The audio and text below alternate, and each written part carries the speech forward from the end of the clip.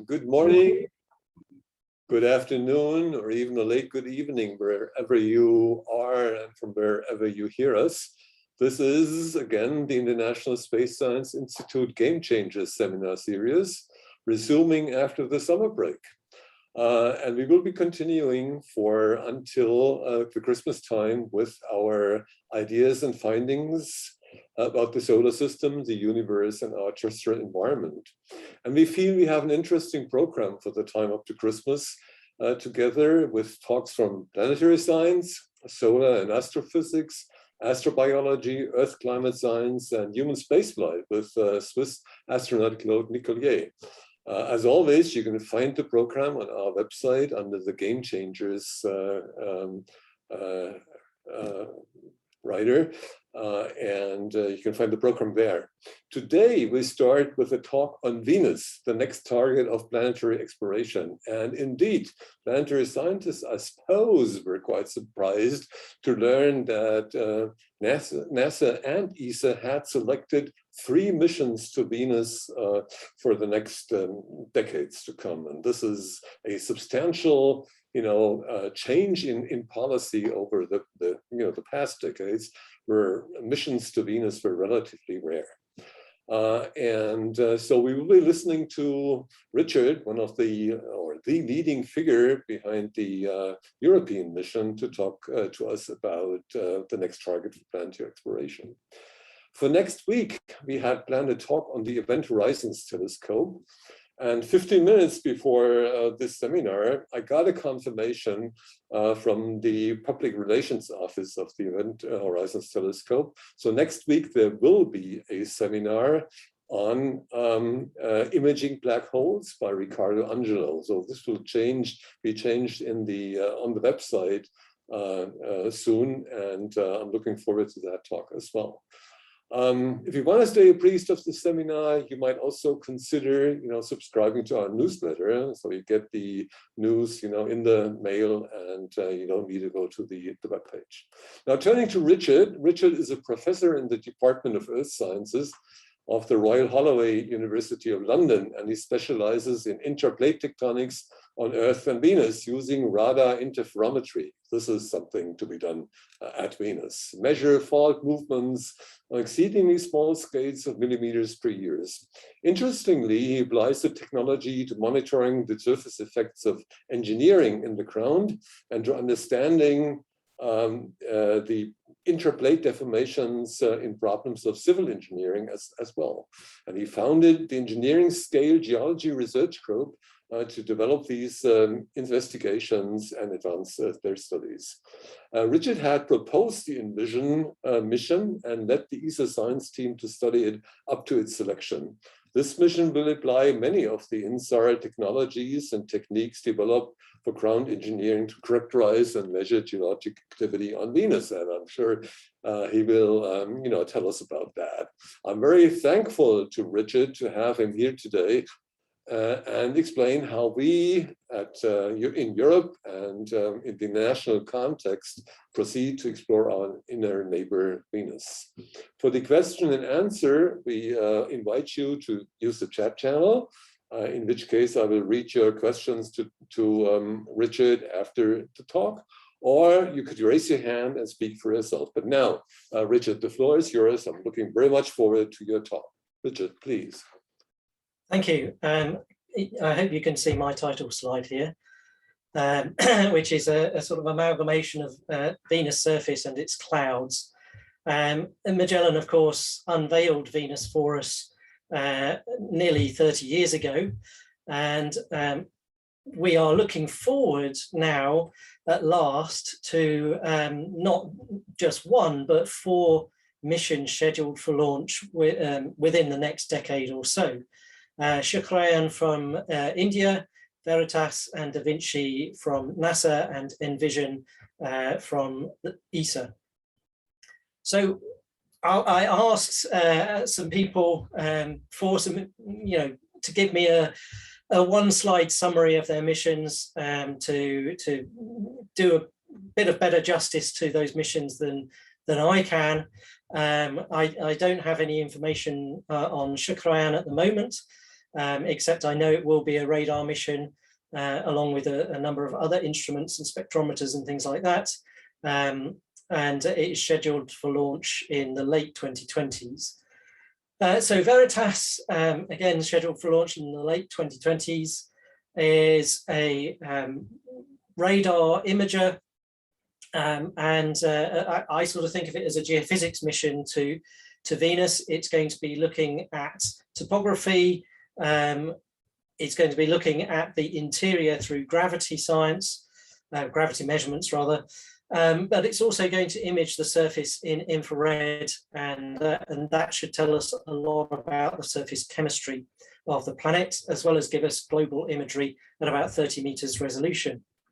So it's a really quite transformative mission into helping us understand Venus in the global sense and how it works as a planet.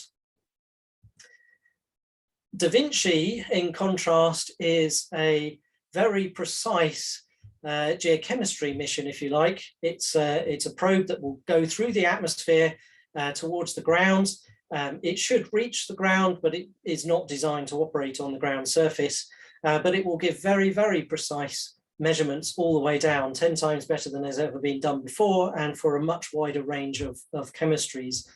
So we get a sort of snapshot, but a really good snapshot understanding of the atmosphere particularly, and we get images going down to the surface. So the first time ever we will see Tesserae terrain close up from a few kilometers altitude. And that's and those measurements will help us really understand the deep history of Venus. So we'll get at maybe the history of water, whether there really was once oceans on the planet, and something about the origin of Tesserae themselves as well, whether they are ancient continental regions, and understanding the whole evolution of the atmosphere, why Venus has such a different atmosphere to Earth. EnVision follows on from these missions and is very much a targeted mission. It has a set of observations that go hand in hand to help us understand processes. So some of those observations are global. So we will look globally at the atmosphere and particularly at atmospheric chemistry of water vapor and sulfur dioxide to look for volcanic plumes and things. We will get a global subsurface map of the planet down to a few 100 meters depth. And we will also get the kinds of radio science that Veritas will get, as well as looking at the cloud droplets themselves, which has never been done before. And in a more targeted way, we will look at certain areas of Venus at high resolution with a polarimetric radar, and repeatedly to look for current activity on the planet. So before I go into more detail about EnVision, which was the mission that I proposed and have led through the process so far, I want to give a more personal view of why we want to study Venus. So I'm not going to talk about the sort of science case for EnVision or any of the other missions. I'm going to talk about Venus science as I see it, and why I think Venus is such an interesting planet to study. So what does make Venus so interesting? Well, it's the only planet in our solar system that is Earth-sized. It's 95% of the size of the Earth, about 90% of the mass. And it is an incredibly complex planet when we look at the surface. The geology of the surface is in some ways similar to the Earth in that we see mountain ranges, we see continental-like areas, we see big volcanoes down to small volcanoes, we see rift systems and a whole complex array of geology.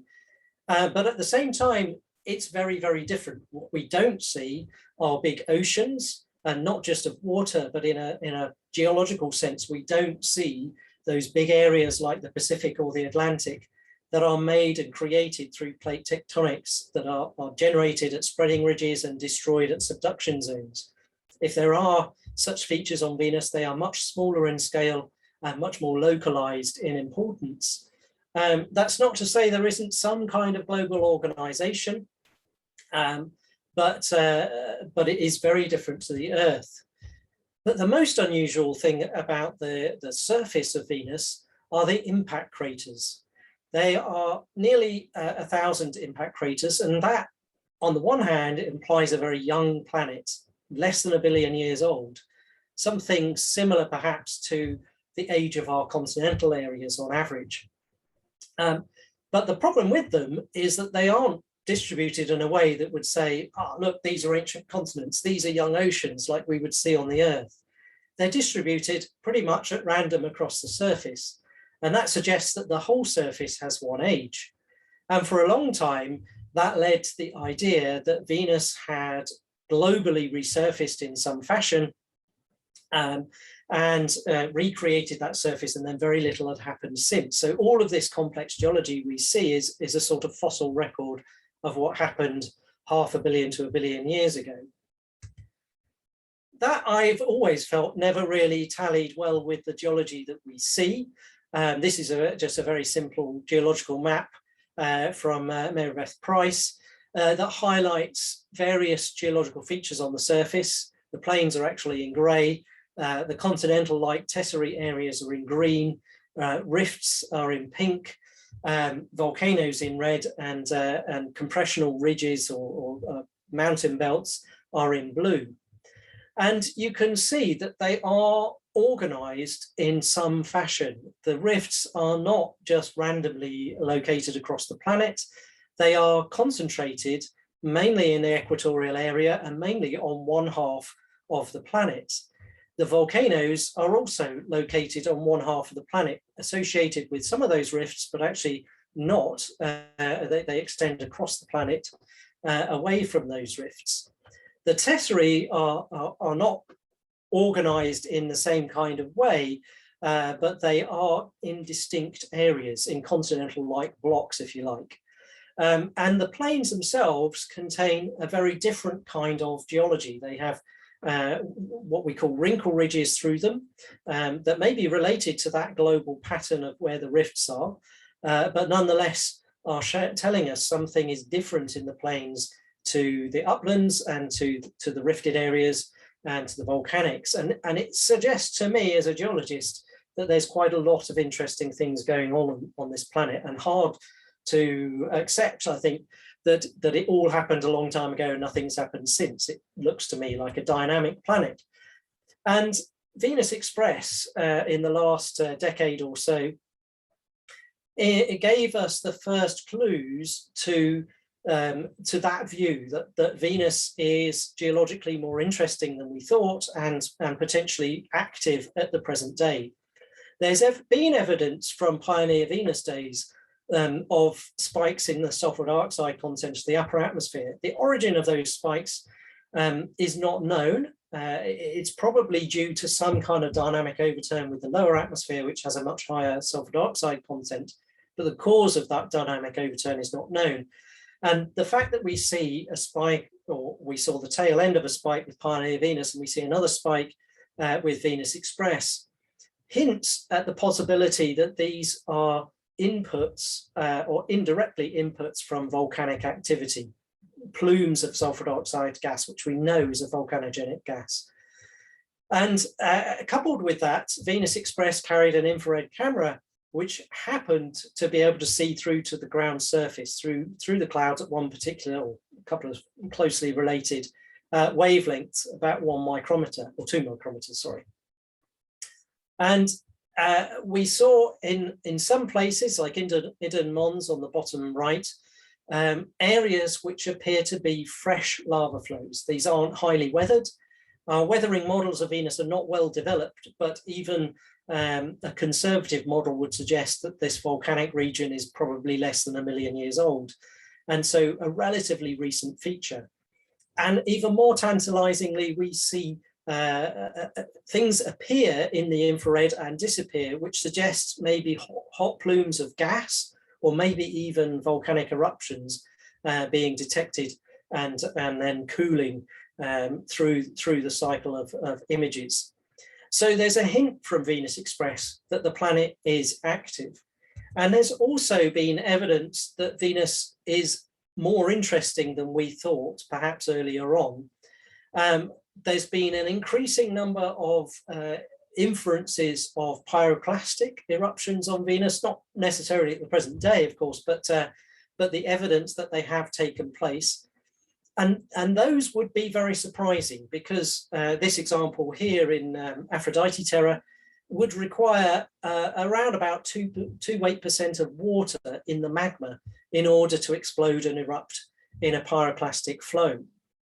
And that's much more water than we would have expected in the magma, given the water content of the atmosphere today. And that suggests that we could look for water vapor as an indicator of ongoing volcanic eruptions on the surface. And of course, water vapor along with sulfur dioxide is needed to sustain and maintain the sulfuric acid droplets in the clouds. Putting that together, those observations and that thinking together with some theoretical insights that we gain from thinking about Venus as a planet, helps us draw a sort of new picture of how the planet might be working and how it might be behaving at the present day.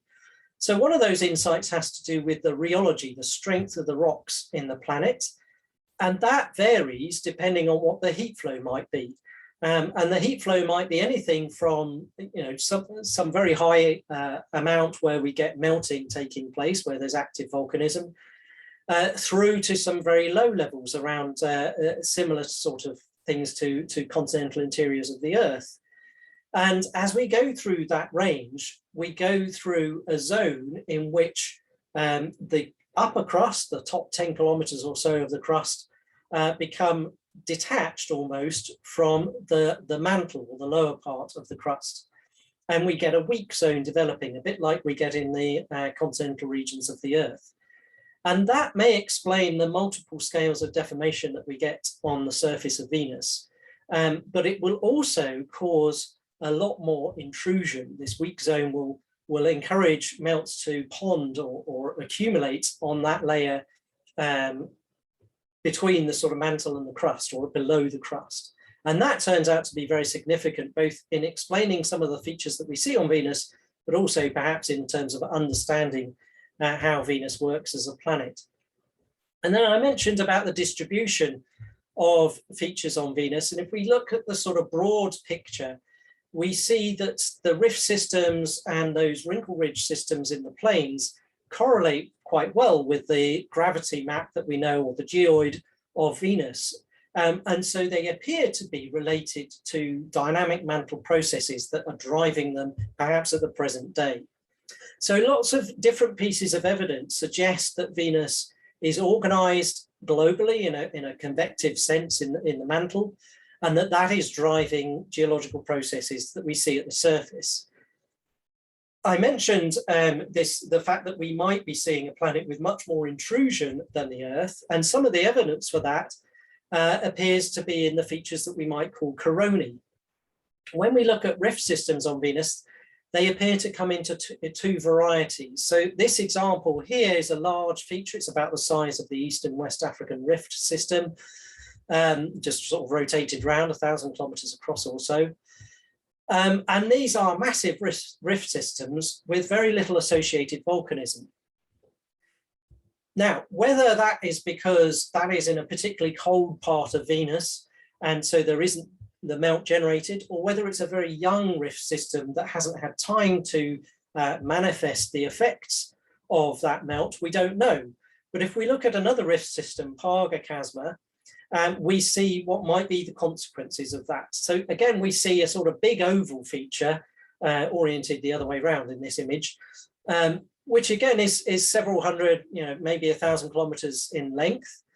But around that rift system, rather than seeing this strong tectonic fabric, what we see are lots of sort of circular-like features, these sort of ring-shaped features on the surface going around that rift system. And we call these features coronae. And they appear to be the surface expression of diapirs or plutons, some sort of feature in the mantle coming up and ponding below the crust and generating a very distinctive topographic feature at the surface that gives you this sort of annulus, this circular feature on the planet. And then when we look elsewhere in the plains, we see, again, similar features, but they are compressional rather than extensional. So this big oval feature here is made of compressional ridges, not extensional systems. And instead of those coronae, what we see are areas, you can just about make them out in this image on the right-hand side of the oval, lots of little dots. These are small volcanoes. We call these areas shield fields. These may be the sort of late stage evolution of those coronae, or of magma ponded again below the crust and evolving and generating lots and lots of small shield volcanoes rather than a single large volcano or a corona feature.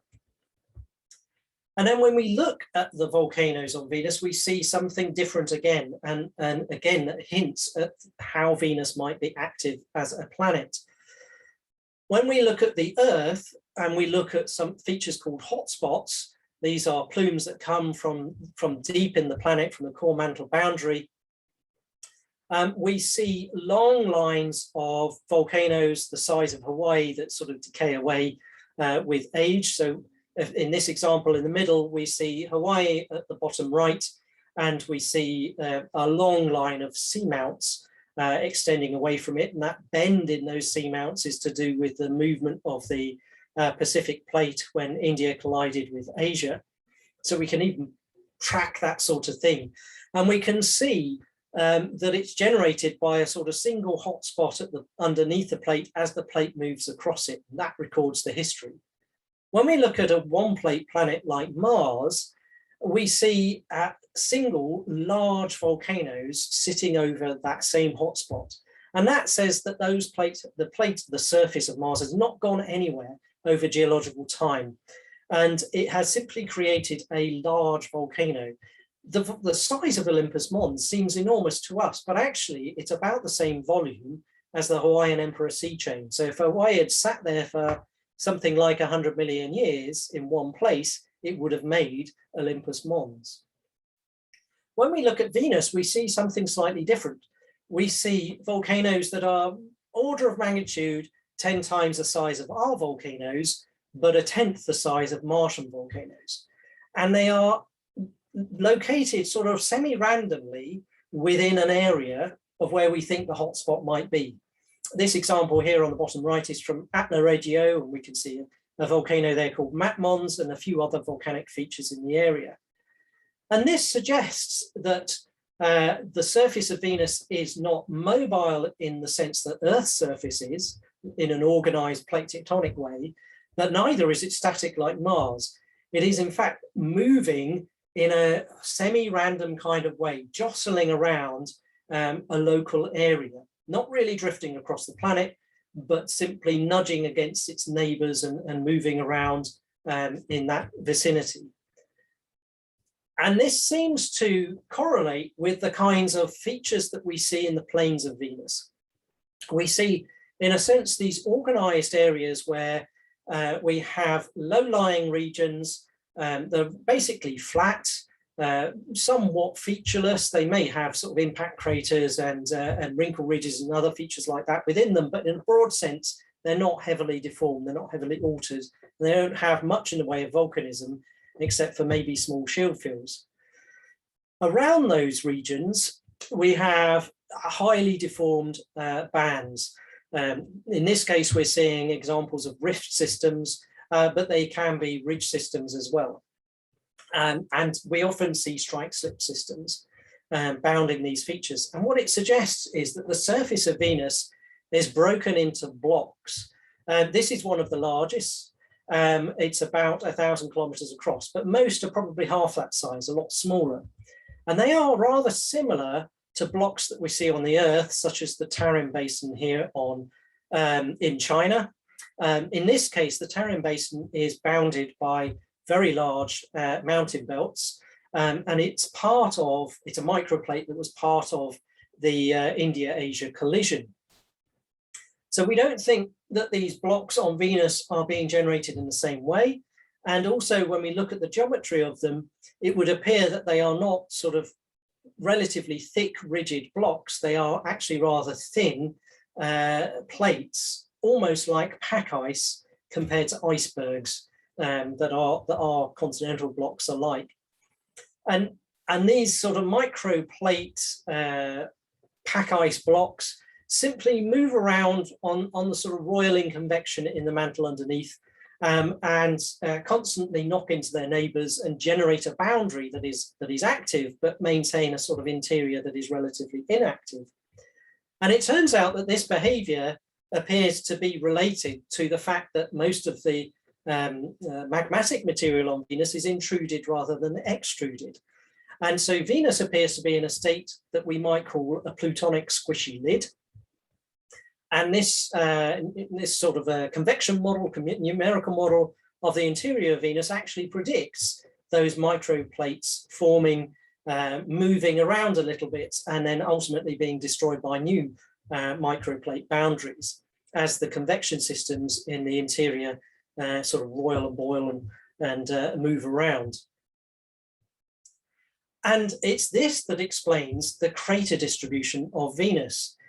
Because what we find is, and this is an example here where we see a couple of these boundaries and the small plates between them, what we find is that those interiors of those plates sit around for maybe 500 million years or something like that, but the edges are quite rapidly destroyed in the space of 50 to 100 million years. They're geologically active and constantly being deformed and destroyed, but the interiors are protected. And rather like a car in a car crash, the passenger, like the crater, is inside the safe zone, inside the box, protected, and just sits there. The craters at the boundaries are very rapidly destroyed. And so we don't really see very many deformed craters. We don't see many craters in those boundaries.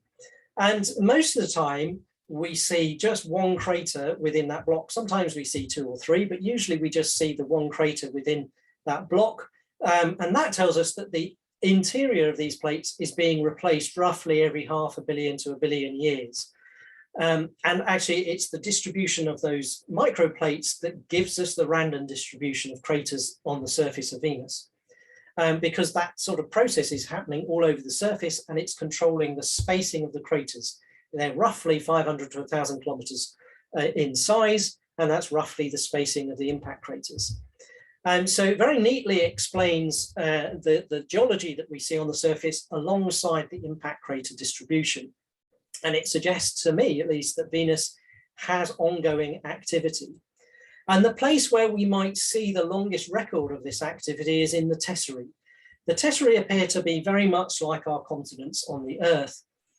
We see terrains in the interior that are quite different to those around the edges and maybe quite similar to the kind of greenstone belts and ancient terrains that we see on the Archean cratons of the Earth, and bounded by basically mountain belts, accreted terrain or blocks that have plastered onto the side of those core regions, suggesting that these tesserae blocks sort of resist being replaced, a bit like our continents. They float around and they resist being completely destroyed and replaced, unlike the sort of plains blocks, which are much thinner.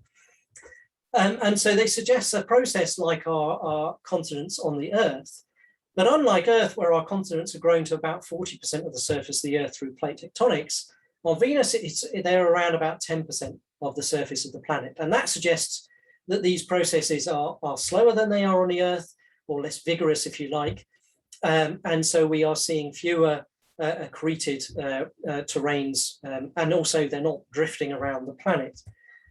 And again, rather than drifting around the planet in an organized way like plate tectonics, the blocks just jostle against each other. But that does transmit stresses across the planet. And it might explain the features that we see, where we have rift systems near the equator, driving blocks away from it. Those nudge into the blocks next to them and nudge into the blocks next to those, all the way up to Ishtar Terra, which appears to be this unusually high and almost completely compressional feature. Well, it does have some extensional features associated with it. Mostly it's compressional. and very high, and we have the highest mountains on Venus up there. And maybe it's because these blocks are all driving towards Ishtar and perhaps away from the equator or away even from features in the southern hemisphere. The final thing I want to say about the geology of Venus that I think is probably the most fascinating and yet to be explored, and I'd love to see new data and tracking of these features, is that sedimentary processes on Venus are probably much more important than we give them credit for. And probably the reason that we don't see so much in the way of sediments on the surface of Venus are the surface conditions, which are close to green schist facies on the Earth. And so the grains on the surface would likely lithify quite rapidly. And that's sort of what we see on the plains in the lander images. We see perhaps grains raining out over the plains. The extinction curve here from Venera seems to suggest that there is a dust layer a couple of kilometers above the plains. And on the plains, we see what look like thin layered sedimentary rocks with ripples on them, suggesting a raining out of material and slow drifting of that material across the surface before it lithifies into what we would call a shale or a sandstone flag. And this material appears to come from higher up.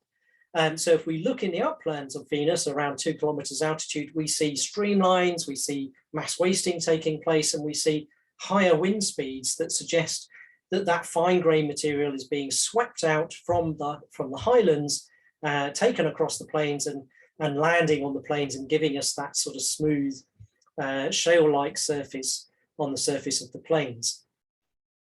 And so many of the plains features that we're looking at may actually be sedimentary in origin. So to understand these processes, I put together with many colleagues across Europe and North America, EnVision to investigate how Venus works, principally how Venus works today, both in a geological sense and in an atmospheric sense, to link those two processes together so that we get a better understanding of how Venus cycles through those processes. So what's the origin of the volcanogenic gases that sustain the clouds of Venus? What are the sinks? Where does the weathering of those gases, how they remove from the atmosphere? And what's driving the geological processes that we see? And can we measure the activity, those processes taking place? Can we see evidence for them? So as I said at the beginning, EnVision is aimed at specific processes, is targeting those processes and using the full range of observation techniques that we have from orbit to investigate them. So it's a sort of holistic mission. And the way it does that is it uses an imaging radar VenSAR supplied by NASA. It's an S-band radar that is able to image repeatedly the surface in swaths. It can cover about 30% of the surface at 30 meters resolution, also with polarimetry, so that tells us more about surface materials. And some areas at higher resolution, at about 10 meters. We have a subsurface sounding radar that penetrates into the upper few hundred meters of the surface. We have an infrared imaging spectrometer that's mapping the surface and looking for hotspots. It will repeatedly look at the surface so we can see whether there's volcanic eruptions taking place or releases of hot gases, but also tell us about the chemistry. And we can track any volcanic gases that we find through the lower atmosphere with a high resolution infrared spectrometer and into the upper atmosphere with the ultraviolet spectrometer. So a little bit more detail on the instruments and how they'll function. VenSAR, as I say, is an S-band imaging radar. It images a swath that's about 60 kilometers wide at 30 meters resolution or 20 kilometers wide at 10 meters resolution. And the purpose of that is to enable large areas around 1,000 kilometers across or more to be imaged as a contiguous block, so we don't get data gaps. And so we're able to bridge the communication gaps that are needed to get these data back to the Earth. And one of the key things and drivers for the mission was to get the raw data back. That enables us, if we can get the orbit control correct, to do repeated images in a way that would allow us to do interferometry. At the moment, we're not able to confirm that we can do that, but it was designed for that purpose. And hopefully the launch capability will be at a stage when we go that it's able to deliver that. Even without it, those repeated images are going to be hugely helpful for understanding change on the surface of Venus, especially volcanic change and aeolian or wind-related processes. And it will also generate topography. It will use polarimetry to give us greater insight into the surface. To illustrate that, I have an image here simulating Magellan's view of Iceland. And you can see it's rather grainy. We can see a large volcano to the top left, another volcano in the center with some sort of lava flow. And the topography is even worse. It's at several kilometers resolution. We can sort of make out that the volcanoes are high and there's a low region running between them. When we go to VenSAR, we suddenly see a huge amount of detail. The polarimetry really brings out different features of different lava flows, channels, and other features on the ground surface. It distinguishes wind-swept surfaces that have no particles on them from wind-blown deposits of sediments. And the topography gives us a huge amount more information, so we can start to quantify some of those geological features. VenSpec-M will complement that very much by giving us chemistry of the surface. And so it will map the whole surface and distinguish not just whether we've got basalts or granites or things like that, but actually what type of basalt do we have? What is the granitic material? Is it a granite or a rhyolite? Is it an andesite or a dacite? And indeed, are we looking at sedimentary materials, weathered materials, not fresh volcanic flows?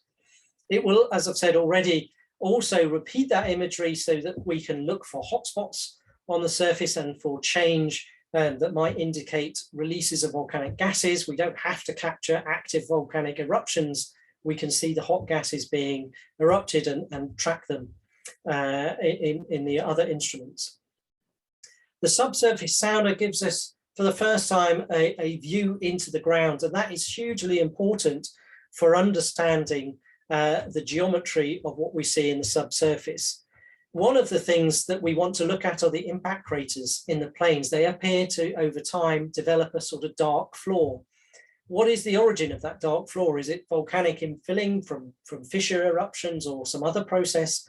Or is it the rain out of sedimentary particles giving us a kind of lithified sedimentary fill?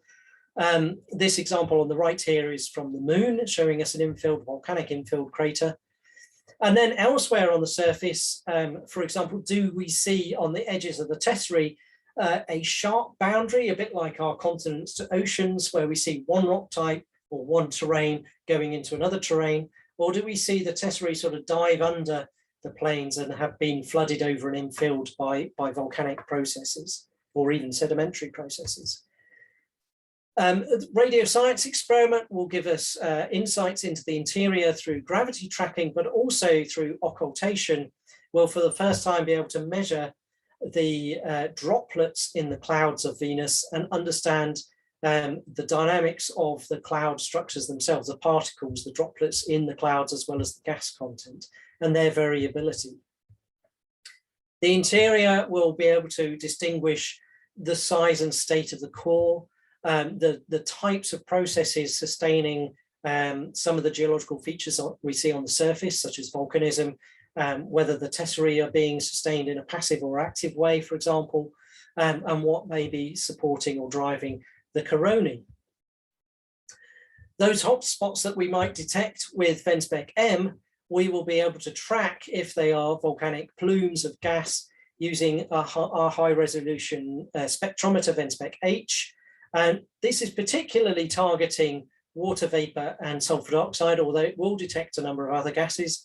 And crucially, it will tell us the HDO, H to D ratio, and that is useful for telling us whether gases that are being released now have the same deuterium ratio as the atmosphere of Venus, or whether it's very different. And that would strongly suggest that there has been a significant loss of water from the atmosphere of Venus. So we'll be able to track those plumes at 3 levels through the lower atmosphere, and then above the clouds, sort of indirectly, we will see whether there are spikes, as we've seen before, that may be correlated with those events. We can't directly track them through the clouds, but we can see whether we do indeed get spikes after those volcanic plumes are released. And so we get this very long record going back many decades of observations in the ultraviolet that will hopefully give us an insight into some of the larger events that we've seen on Venus. To achieve this, we need a very low circular orbit or near circular orbit at Venus. And to do that, we need to save fuel to get there. And so we launch midway through 2032, that may come forwards. We take about 15 months to get to Venus. And then at Venus, we have about 16 months or so of aerobraking. So roughly speaking, about 3 years after we get to Venus, 2.5 to 3 years after we get to Venus, we start our science observations. And then we observe Venus for 6 Venus days or cycles, which is roughly equivalent to about 4 years. Each cycle is about 8 months long. Some of our observations, I've given the example here from VenSpec-M, are global in nature and repeated, so that we get a full map of the surface with instruments that we've never done this before. And so this will give us a global geochemistry picture of the surface, but also a set of repeating observations that will indicate where activity is taking place. Other observations, particularly radar observations, because of the data volume that is generated and returning those data, these are much more targeted. But of course, we do have Magellan data, and in fact, now we will gain information from Veritas that will give us higher resolution information on the geology of the surface. And so we are able to target specific areas of Venus that we know are going to be of significance. So we can focus on roughly half the Tesserae areas of Venus. We can focus on, again, roughly half the rift systems of Venus. We can look at a selection of volcanoes, about a quarter of them, and we can gain insight into the plains as well, roughly sort of 10% or so of the surface in the plains as part of our whole imaging strategy.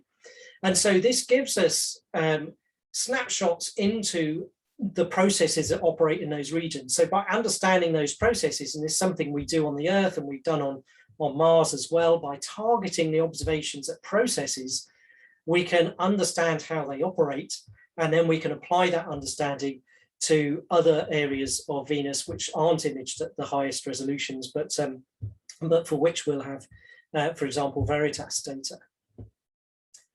We gain those observations over a period of those 6 cycles. So, in cycle 1, we just get our first set of observations, but by cycle 3, we're already repeating some of those observations as well as increasing our coverage, so that by cycle 6, we have areas of Venus where we have at least 2 observations over about 30% of the surface, and then other areas of Venus over about 10% of the surface where we have 3 observations. And 3 observations is really useful for characterizing and really understanding the changes that are taking place.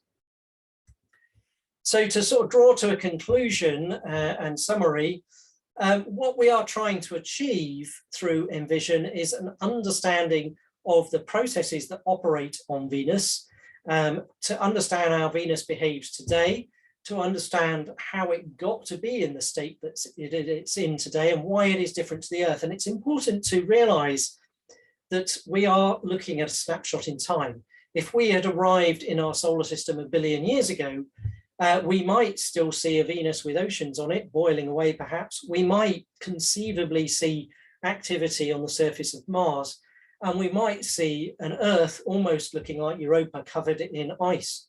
Going back further in time, we might see 2 planets, Venus and Earth, looking really quite similar, but very inhospitable, maybe with oceans, but with very strong volcanic activity 2 or 3 billion years ago.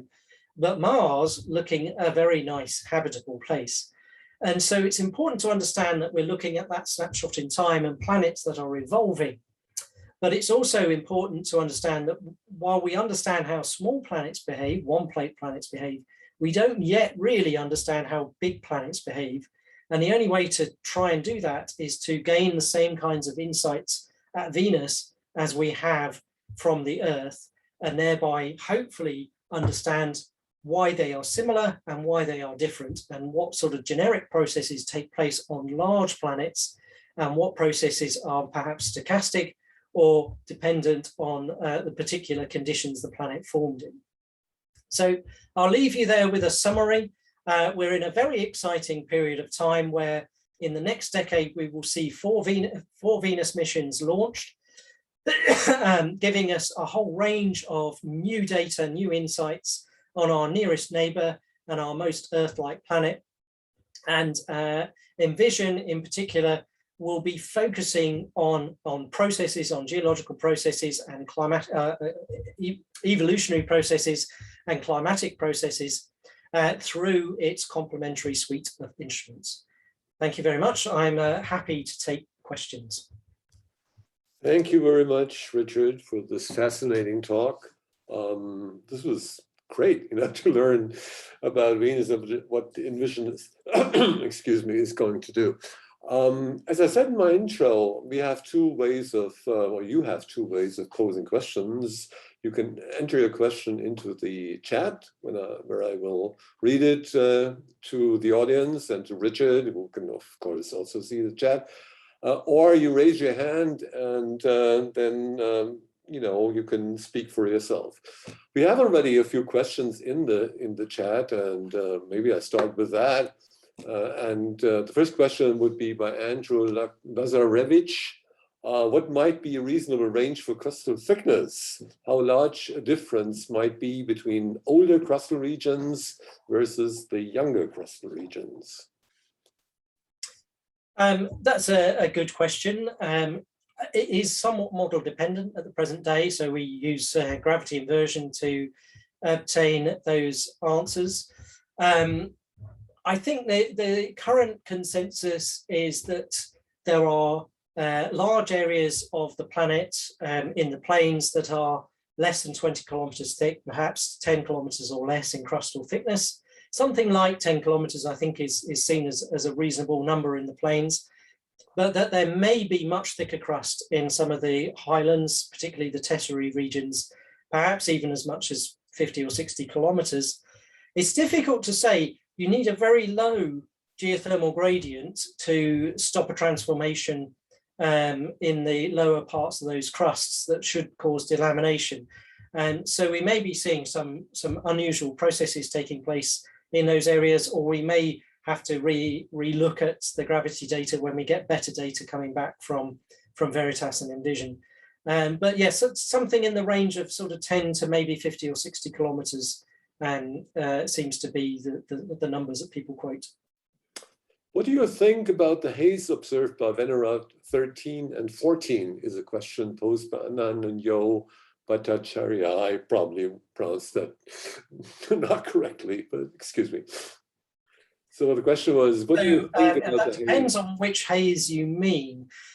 So there is a haze below the cloud deck, which may well be volcanogenic in origin. So it's possible, I think it depends on the modeling as to how feasible it is, but it's quite possible to get fine-grained volcanic dust particles up into the sort of 40-kilometer altitude range on Venus, and sort of pond it at the bottom of the cloud layers. In fact, it might be needed to seed cloud formation.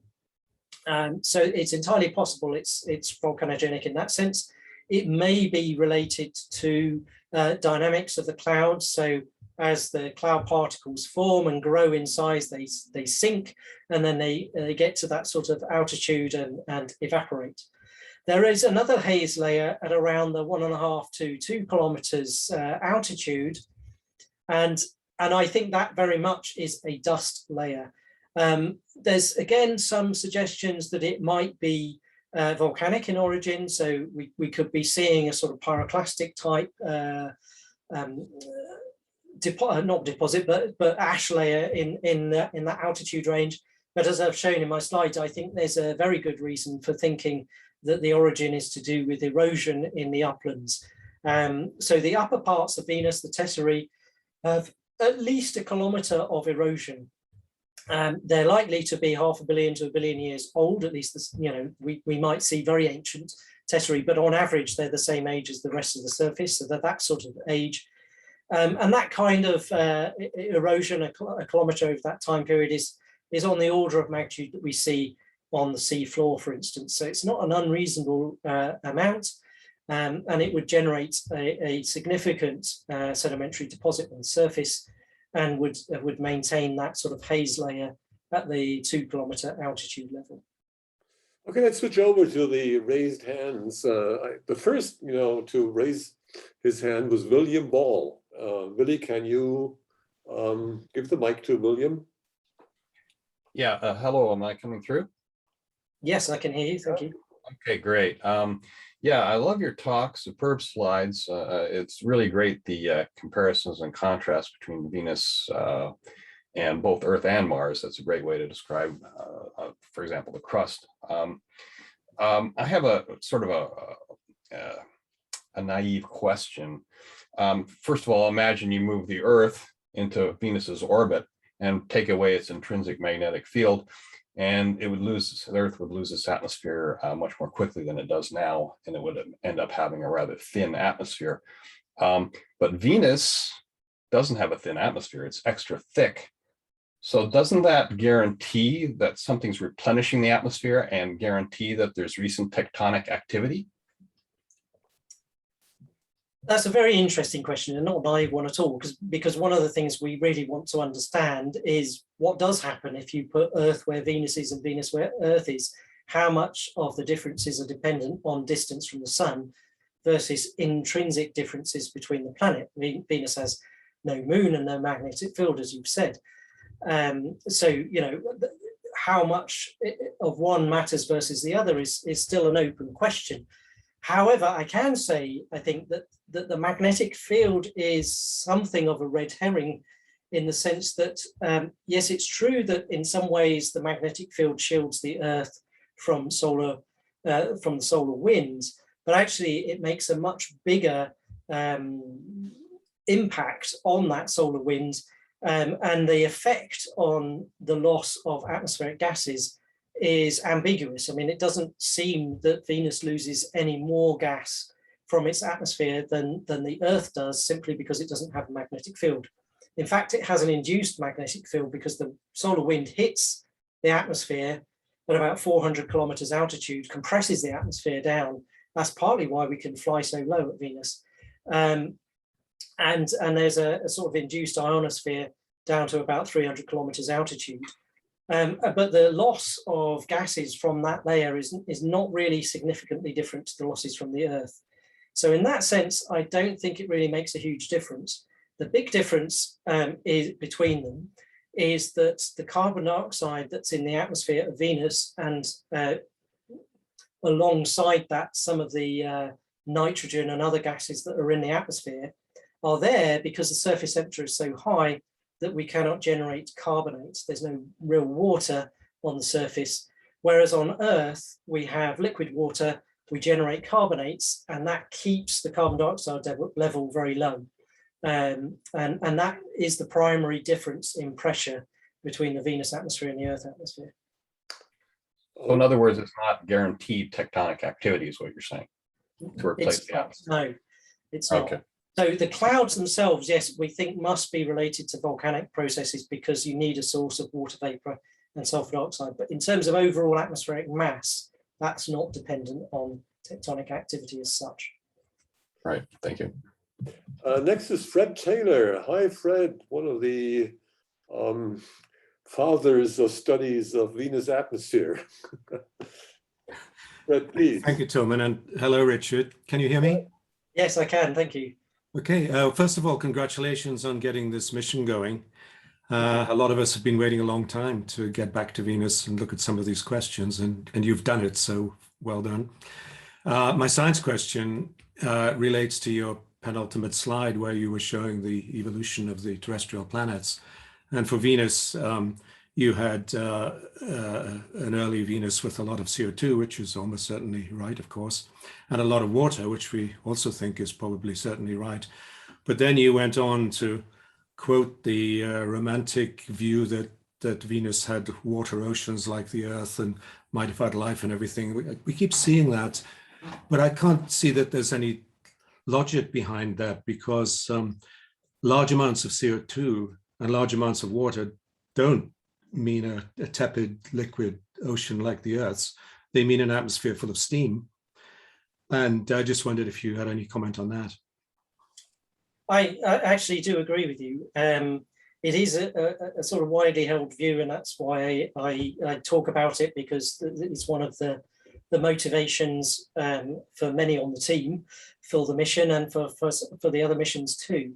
But I am somewhat pessimistic about the past of Venus, in that I suspect it probably never had oceans as such, and maybe never really had as much water as we think it did. You know, there's a certain amount of stochastics in this, and how much water Venus got and how much water Earth got. I don't know that we can pin that down to some process that comes out at ocean's worth. You know, if it was a factor of 10 smaller, Venus would be a very different place, and that maybe explains what we see. So I think there's a much more open case for water on Venus. Yeah, I like you. I think it's a somewhat romantic view to suggest that Venus was once Earth-like, but it is a popular view. So it's one I tend to share. Okay. Well, let's take two more questions from the chat and then come back to the raised hands. So for Christoph Giesinger asked for the SAR. I understood that your aim is to bring back all the raw data. Can you elaborate on that? Probably data rates or... Yeah, so the SAR generates an enormous amount of data, and we do a certain amount of onboard compression of that data, which is a standard process that we do on all SAR systems in Earth orbits for the same reasons. So that reduces the data rate by roughly a factor of 4 or so. But beyond that, we don't want to do any onboard processing whereby we generate an image that we compress and send back to the Earth in the way that Veritas does, for example. We want to send back the SAR data stream, and that has a data rate of the order of 60 megabits per second, and that is the biggest control on what we can return and how much coverage we can make gain from the surface, because we can't return under any normal kind of realistic scenarios, we can't return 60 megabits per second of data. The best that we think we can achieve, and the mission aims to achieve, is between about 2 and about 30 or so megabits per second. It goes up and down with distance from between Venus and Earth, because Venus gets to within about 0.4 AU of the Earth, or 40 million kilometers or so of the Earth, and it gets out to 1.7 AU, so a much greater distance. And so the data rate varies hugely. And so our coverage has to respect that total data volume. And that gives us around about 25–30% coverage of the surface at those data rates. Okay, a somewhat related question by Mark Sargent from ISSI. What is the depth resolution of the ground penetrating experiments? And how many resolution elements will you roughly have along the depth axis? So that does depend on the dielectric constant of the materials that we go through. So in a vacuum, I think the resolution is about 15 meters.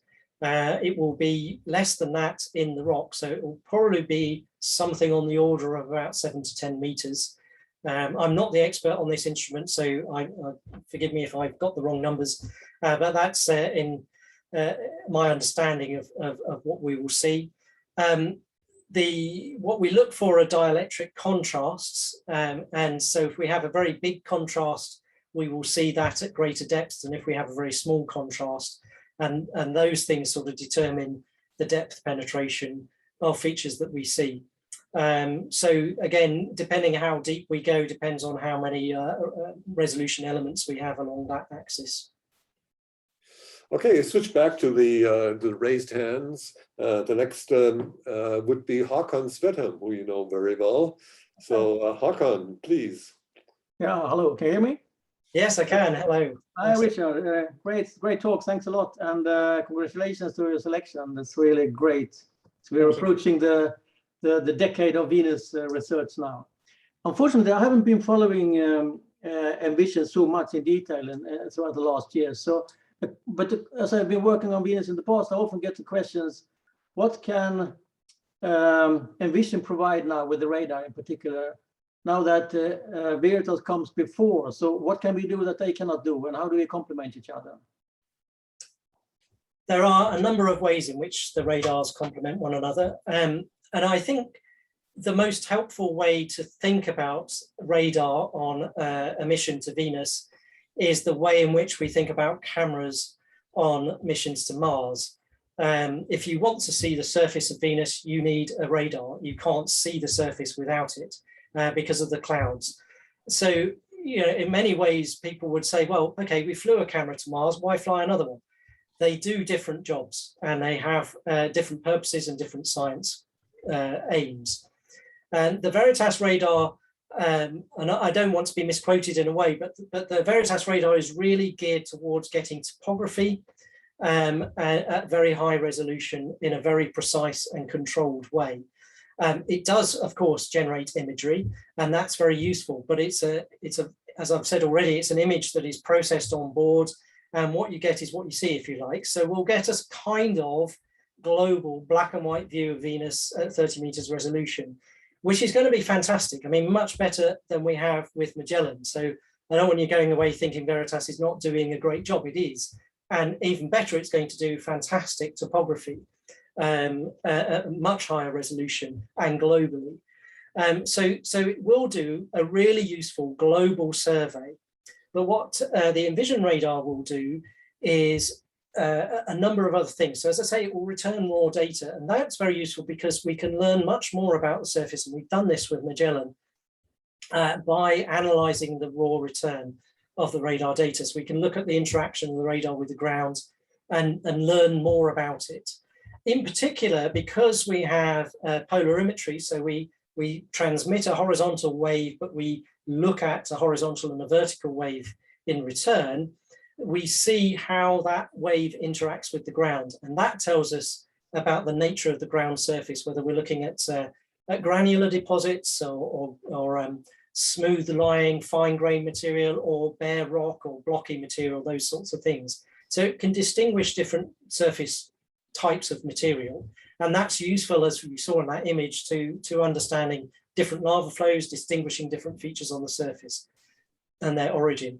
It's also repeated in a systematic way over many years, and that is designed to detect change. And ultimately, as I say, the main reason that we aimed to get the raw data back is that if we can do it in a controlled way, then we can get interferometry across roughly 10% of the surface of Venus, and that is tremendously useful for looking for change detection. As I say, that's not on the table at the moment, but it was the driving process for the radar design and the data return, and so we really hope it will be part of the mission when it happens. Okay, a lot of good stuff in there. Thanks. Okay, next is Vic Baker. Vic, please. Wait, could you unmute your microphone, please? Yes. Yes, interesting talk. Sorry I missed the beginning, but I wonder if you said anything about the Venus Canali. I did not. That's a really good question, because of course they are one of the most enigmatic geological features that we would want to look at and map out and understand how they formed.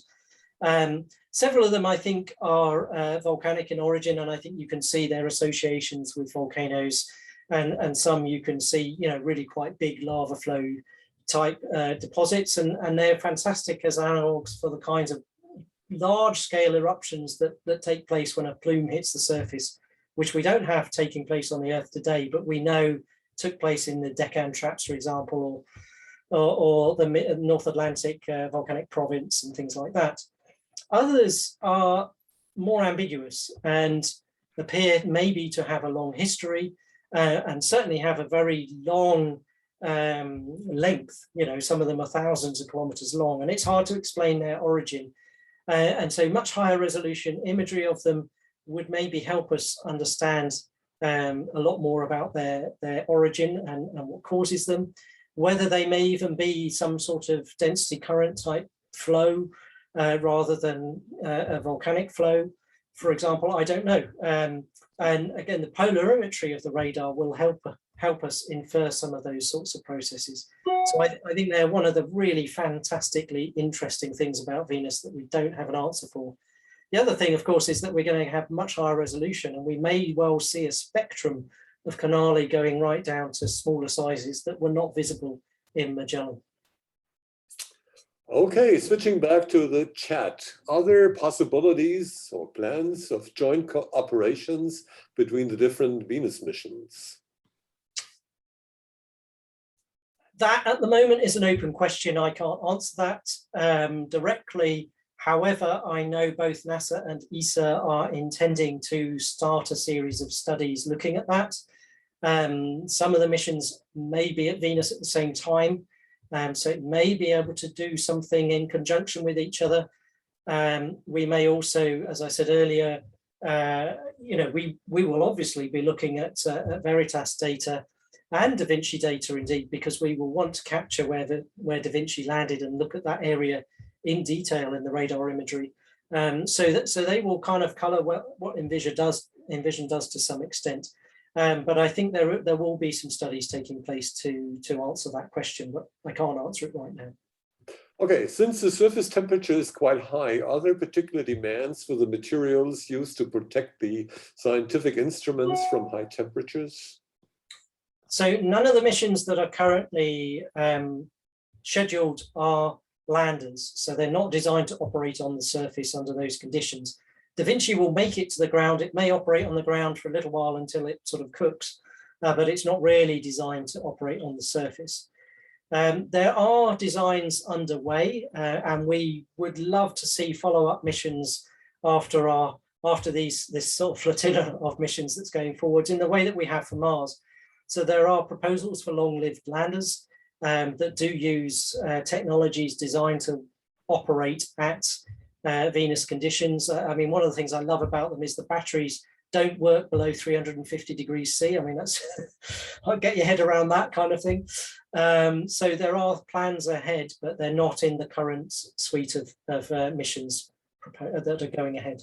Okay, do Venusian eruptions, volcanic eruptions, produce significant amounts of ash?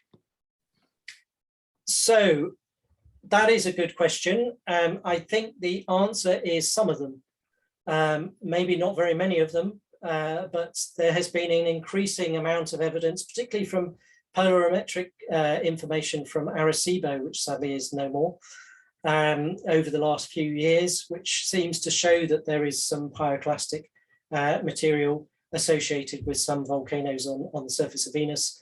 And as I showed you, Scathach fluctus appears to be a pyroclastic surge deposit on the surface. So certainly some volcanoes will be generating ash. Maybe the vast majority do not. That's an open question at the moment. Lev Sulani asks, could you comment, please, on how internal structure of Venus influenced the absence of intrinsic magnetic field? I could try. I'm not really a geophysicist, so I may not give a very clear or good answer. But my understanding is that the core of Venus, or the interior of Venus, is slightly lower in density than you would expect if it was the same composition as the Earth. And one possibility is that the core is slightly smaller, And that coupled with the higher surface temperature, which effectively gives us higher interior temperatures at each pressure level, may mean that the core of Venus is liquid, and so not generating convection in a chemical way that the Earth does, and so not generating a magnetic field. That said, I know there are a host of other reasons why Venus may not have a magnetic field, even if it had a convecting core. But I'm not an expert on the subject, so don't shoot me. Yeah, the lack of an inner core would have been my answer too. Okay, could you tell us something about the Chandrayaan mission? Is a question from India, Well, I suppose. very little really. What I understand is it's scheduled to go in 26 or 27, 28 maybe, depending on what launch opportunities they have. It needs the large Indian launcher, so there's fewer of those available. It does have an imaging radar. What else it has? I know it has some spectrometers and I think some instruments for looking at the ionosphere, because it will be initially at least, it will be in a very elliptical orbit, so it will pass through the induced magnetic field and ionosphere of Venus, and it will look at Venus from a large distance like Venus Express did, so it will get a global view, and then it will image Venus close up on the inside of its orbit. Beyond that, I can't really say very much. I'm not that familiar with the mission, and they're not particularly, there's not a lot of information on the web, for example, about it. We come to the last question by Lauriane Zoré, who first congratulates you on this very interesting talk. And do you plan to make night side observations of the atmosphere to study night glow emissions? There are nighttime observations of the atmosphere. They're not specifically designed, I think, to study the night glow. I'm not the right person to answer this question, I'm afraid. But we will be looking at the night side surface of Venus in the infrared, and we will be looking, I think, at the terminator in the UV, but not the night side, I believe, in UV. I think we only look at the day side in the UV. So I think probably not night glow, but we may get it in as part of a sort of byproduct of VenSpec-M. I'm not sure. Jörn is online somewhere, so I think he may be able to answer. With that, thank you very much, Richard, for this fascinating talk and for staying longer to answer all the questions. We really appreciate it in your effort. And with that, I would like to close this week's seminar and invite you to join us next week for a talk on the Event Horizons telescope by Riccardo Angeli. And until then, have a good week and see you next week. Bye-bye. Thank you very much, everybody. Bye-bye to you.